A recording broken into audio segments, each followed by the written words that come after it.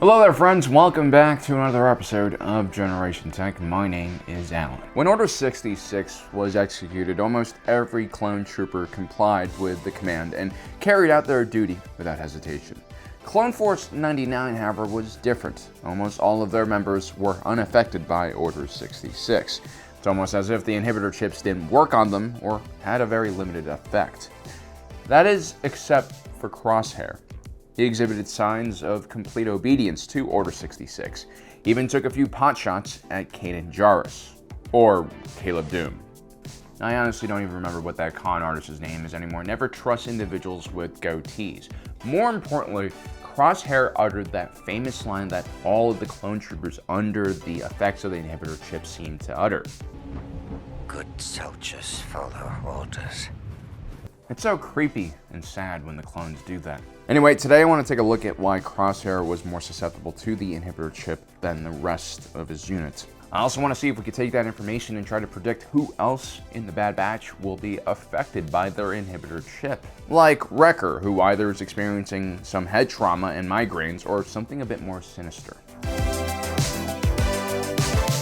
The inhibitor chips are bioengineered chips made out of organic material, potentially genetic material from the clones themselves. The less alien an object is to the body, the smaller chance that there will be some kind of adverse reaction from the immune system, like what happens during an organ transplant, for instance.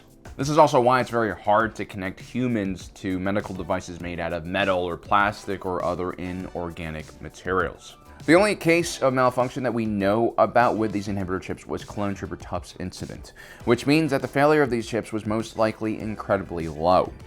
Anyway, the side effects of the malfunctioning inhibitor chip resulted in Tup experiencing migraines, confusion, dizziness, and a trance-like state. It was later found out that the chip in Tup's brain had also begun decaying. This most likely triggered the brain's immune system, causing inflammation in areas which led to all the symptoms that Tup experienced. So how exactly does this inhibitor chip work? Well, judging by the various brain scans we've seen of the inhibitor chips, all clones have it placed in the same location on the right side of their brain in the frontal lobe. It makes sense that you would place this chip in the frontal lobe because this is where a lot of the decision-making processes in the brain occur. This is the part of the brain that controls your motor skills, like walking and moving your arms. It's also the region of the brain that helps form memories, specifically long-term memories. It also helps us think, plan, and judge. It's also where your brain's impulse control is located.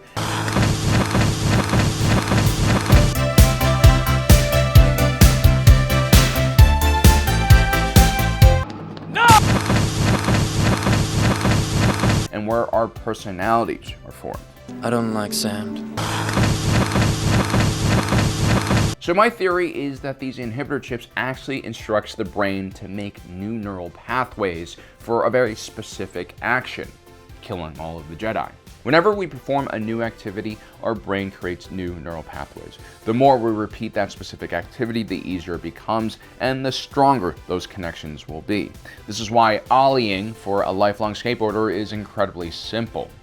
But for those of us who aren't expert skateboarders, it's almost impossible because we don't have the coordination or the neural pathway connections to do such an activity. The inhibitor chip is also specifically located in the part of the frontal lobe known as the Broca's area. This is the location that controls speech. The fact that all clones affected by Order 66 say the same line, Good soldiers follow orders. Good soldiers follow orders. Good soldiers follow orders. shows us that the inhibitor chip has a great amount of control over the part of the brain that controls our speech. The inhibitor chips are also triggered by the word Order 66 when spoken by Palpatine. I believe that the inhibitor chip has also made neural pathways to condition the brain to respond to his trigger word. As we mentioned before, the frontal lobe is one of the locations in which we store and form memories. So think of the inhibitor chip as not just the cell, but as a tiny construction company in the clone's brain, mapping out new infrastructure that will ultimately be used to hijack the clones during Order 66. And so the neural pathways inside the clones' heads that force them to kill the Jedi is extremely, extremely strong. Judging by Captain Rex's tears and painful grimace when he tries to fight his own conditioning, the neural pathways and conditioned behavior the inhibitor chips have created are as strong as a human's reaction to pulling away their hands after touching fire. You actually need to possess a great amount of willpower and mental strength to resist that kind of conditioned behavior. Now, if we take a look at Clone Force 99, it's pretty obvious why Echo is not conditioned by his inhibitor chip. The poor guy was caught in a massive explosion. The shockwave alone should have pulverized his brain and probably caused massive trauma. On top of that, Watt 10 board did some pretty extreme modification to Echo's body and mind. He's essentially a cyborg now and has some kind of brain-to-machine interface attached to his head, similar to what Lobot has. These machines were designed to make the brain much more efficient when it came to calculations and processing information. This is at the expense of their personality. It makes a lot of sense that massive head trauma combined with a BMI device will block the inhibitor chip's conditioning and completely erase it. But what about the rest of Clone Force 99? What makes them so resilient to the chip? Well, Nalase says that Clone Force 99's mutations were actually naturally manifested, but then increased through genetic manipulation. Tech has genius-level intellect, Crosshair has excellent vision, Wrecker has increased strength and size, and Hunter has increased sensitivity to his surroundings. And Omega, well, she seems to be very perceptive. You're Sid. You're sharper than your friends over there. It's safe to say that these clones exhibited not only physical changes and learned new abilities, but also experienced some kind of cognitive mutation. But not all of these mutations are the same. If we take a look at Crosshair, his mutation is related to sight and vision. This part of the brain is located in the back of his head in the occipital cortex. This is nowhere near the location of the inhibitor chip in the frontal lobe. And even though all of the Bad Batch clones are mutated, they still share a lot of similarities to the baseline clones.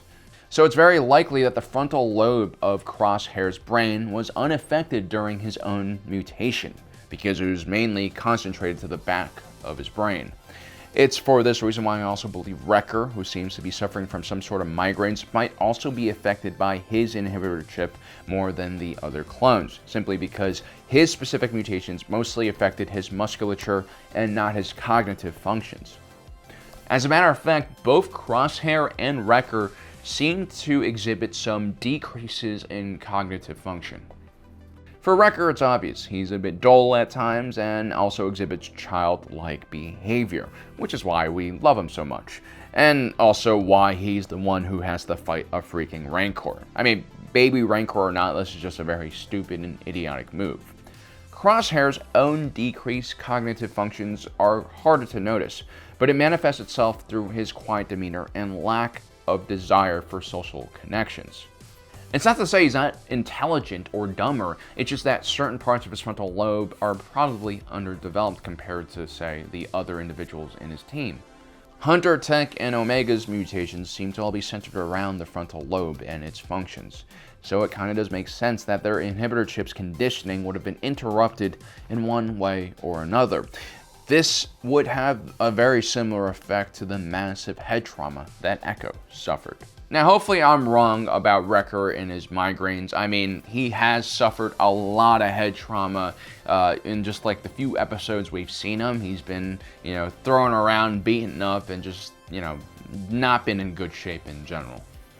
What also really scares me is the fact that the Empire and the Kaminoans can actually increase the potency of the inhibitor chip's control over a clone. Hopefully they're not going to be able to utilize this on the Bad Batch, and instead the opposite happens. Maybe Captain Rex comes back or Ahsoka comes and helps out these clones and removes the inhibitor chip's effects completely. Anyway, let me know in the comment section below what you guys think about my little theory. Also, don't forget to subscribe and hit that notification button down below so you don't miss out on the rest of our awesome content. And as usual, thanks for joining us today. If you're watching this, you are Generation Tech.